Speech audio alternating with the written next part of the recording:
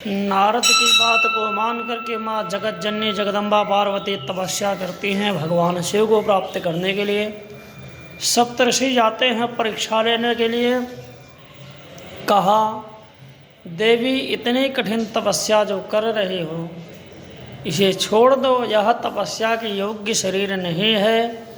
पार्वती ने कहा, गुरु की वचन को मान करके, बात को मान करके तपस्या कर रहे हैं। गुरु के वचन प्रति तिन जेहि, सपने हो सुगम न सुख सिद्धते हैं। गुरु के बात में जिसका विश्वास नहीं होता उसे कभी किसी भी प्रकार का न सुख न सिद्धि आसानी से नहीं प्राप्त होते।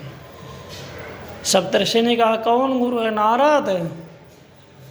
नारद नारद सिख जे सुनहि नर नारे। स्त्री पुरुष नारद के कहने में चाहे जो आ जाए, अवश्य हो ही तजी भवन भिखारे। घर परिवार सब छोड़ करके रोड पे आ जाता है।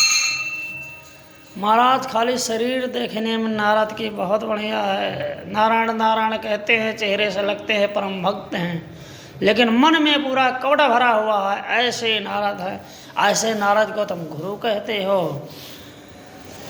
मन कपटे तन सजन चीन्हा, आप सरेस सवाई चहकीन्हा।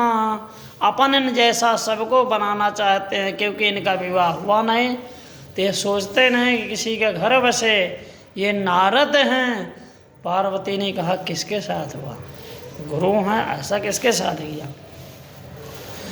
का दक्ष सोतन उपदेश नहीं जाए, तिन फेरे भवन न देखा आए। महाराज दक्ष के 10,000 पुत्र वन में तपस्या करके लौट रहे थे। रास्ते में नारद मिले। नारद ने कहा, हो प्रजापति कहाँ जा रहे हो?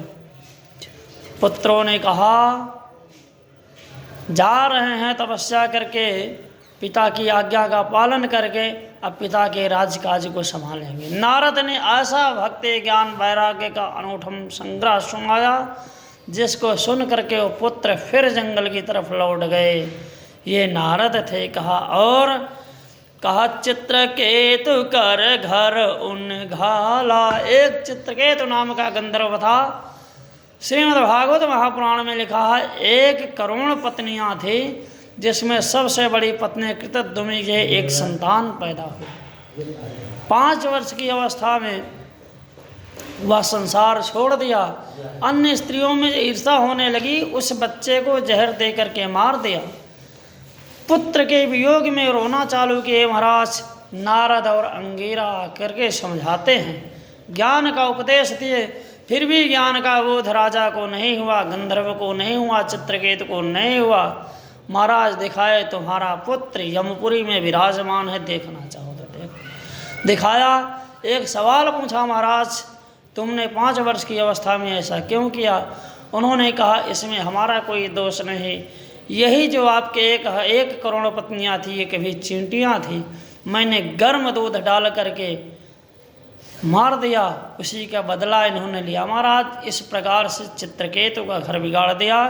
कहा, और कहा, कनक कशिपु कर पुण्य असहाला। हिरण्यकश्यप की धर्म पत्नी कयाधु को नारद अपने आश्रम पे रख करके भक्ति ज्ञान वैराग्य का अनूठम संग्रह गर्भ के समय सुनाया, जिससे प्रहलाद जैसा संतान उत्पन्न हुआ, जिसकी एक भी छाप हिरण्यकश्यप को उसके ऊपर नहीं पड़ी।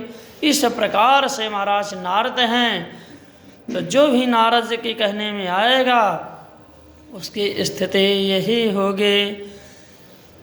बहुत कहने के बाद, पंचों के कहने के बाद भगवान भोलेनाथ का विवाह हुआ सती के साथ। पंच कहे शिव सती विवाही, पुण्य उडेरी मरान जाए।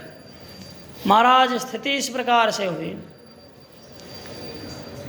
पत्नी का परित्याग हुआ, सती को मरवा दिया। अब भोलेनाथ को कोई चिंता नहीं है, अब सुख सोवत सोच नहीं, भीख मांगी भव खाए, न खाने की न सोने की, जहाँ जाते हैं जो मिल जाए, जो भक्त समर्पित करते उसी को खा लेते हैं।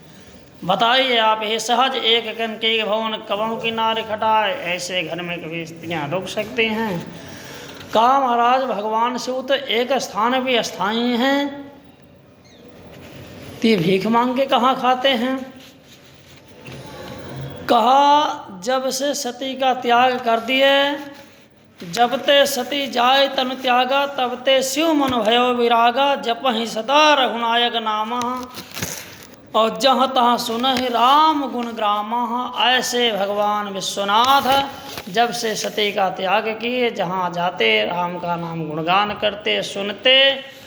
कतहु मुनन उपदेश ज्ञाना, कतहु राम गुण करह बखाना। महाराज जा करके कहीं मुनियों को उपदेश दे रहे हैं, कहीं भगवान की कथा सुना रहे हैं, जहाँ जो मिलता वहीं खा लेते।